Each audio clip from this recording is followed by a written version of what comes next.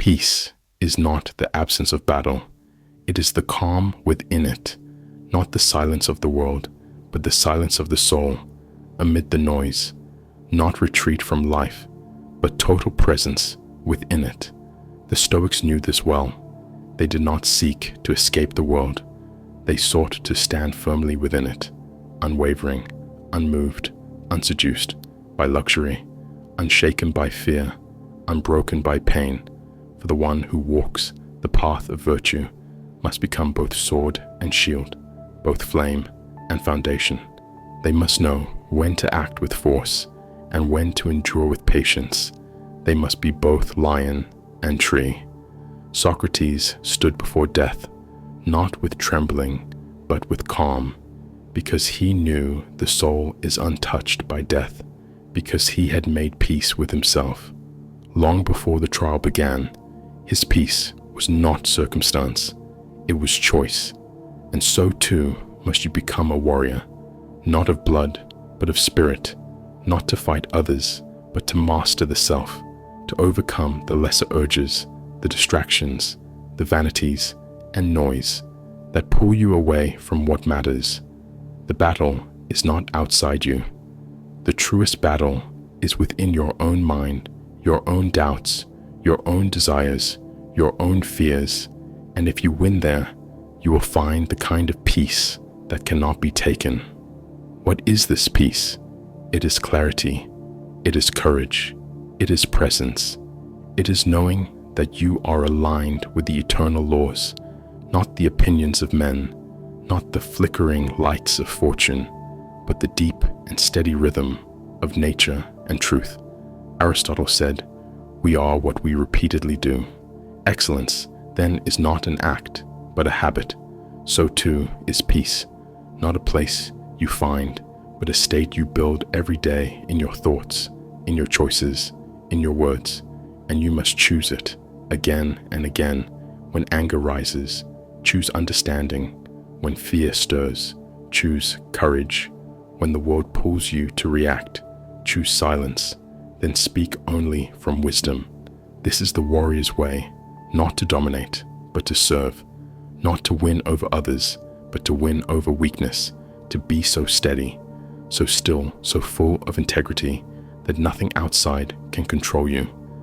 Heraclitus told us, character is destiny, and your character is shaped not when all is easy, but when all is hard, when the temptation to lash out is great, but you choose discipline, when you are tired, but still do the right thing. This is peace, forged in fire, not comfort, peace that glows in the dark, not because it denies the dark, but because it remembers the light. Imagine the sea, a vast storm swirling above, but deep beneath, there is quiet, unmoving stillness. That is your soul, when it is trained in philosophy, when it is governed by reason and strengthened by love. You are not your mood, you are not your failures, you are not the labels placed on you. You are the awareness behind them. You are the quiet eye in the storm, the steady flame on the mountain, the truth beneath the tide, and that is power beyond force, peace beyond words, freedom beyond fear. So walk as one who has nothing to prove, nothing to chase, nothing to fear. Walk as one who has mastered the storm by becoming the sky. This is not the end of your journey, but the beginning of true freedom. Walk on, warrior, in peace, in virtue, in truth. The world outside may change, but the garden within is yours, to tend no storm, no chaos, no voice from the crowd can take from you the sacred soil of your own mind, unless you abandon it, unless you forget that the soul is a garden and you are its only true gardener. Epictetus said, "It is not things themselves that disturb us, but our judgments about them." Weeds grow, not from events, but from the way we allow them to root in our thoughts. Neglect your thoughts, and weeds will come tend them, and beauty will bloom. Each day you are planting seeds in the garden of your soul.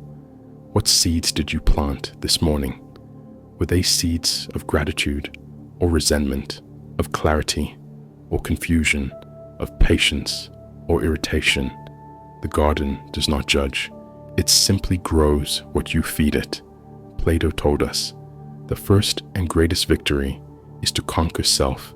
And what is self but the collection of habits, thoughts, emotions, and principles that we allow to govern us? To conquer self is to take the tools of reason and virtue and reshape the inner world with discipline and love.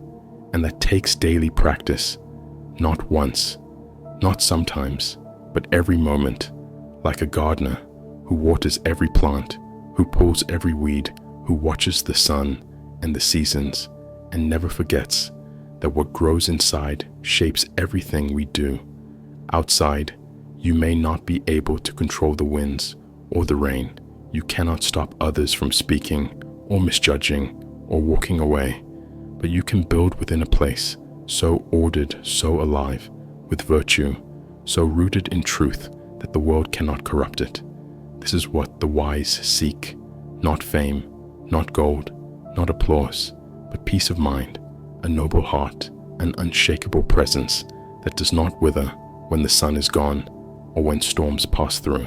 Marcus Aurelius said, "Waste no more time arguing what a good man should be. Be one, and to be one is to cultivate your soul with the same care an artist gives to a sculpture, with the same attention a farmer gives to the land. Remove anger like dead branches, prune envy. At the root, nourish kindness until it grows strong. Water discipline until it bears fruit, and keep your hands busy, shaping the good, the true, the beautiful, because what you grow within will eventually be seen. Without the fruit of your spirit will become the fragrance of your presence. The strength of your character will shape the way you walk into every room. There is no shortcut, no harvest without work, no virtue without effort, but there is joy even in the toil when you remember this is your sacred duty to tend the garden of the soul and to keep it alive even when the world forgets. So pause today and walk the paths of your inner garden. See what needs care, what has grown wild, what deserves praise, and what must be gently uprooted, not with shame, but with awareness, not with force, but with patience. You are not broken, you are growing, you are not late, you are awakening, and your inner world is already sacred. It only waits for your attention. Walk slowly today. Tend to yourself with compassion, with focus, and with the wisdom of those who came before, who knew that the greatest revolution is to master the self. And when you do that, when the garden within is full of peace, no matter what grows around you, you will walk through life like the sun through mist, untouched, calm, radiant, and free. If you felt inspired by our journey through the Hellenic horizons, give a thumbs up, subscribe, and share your thoughts below.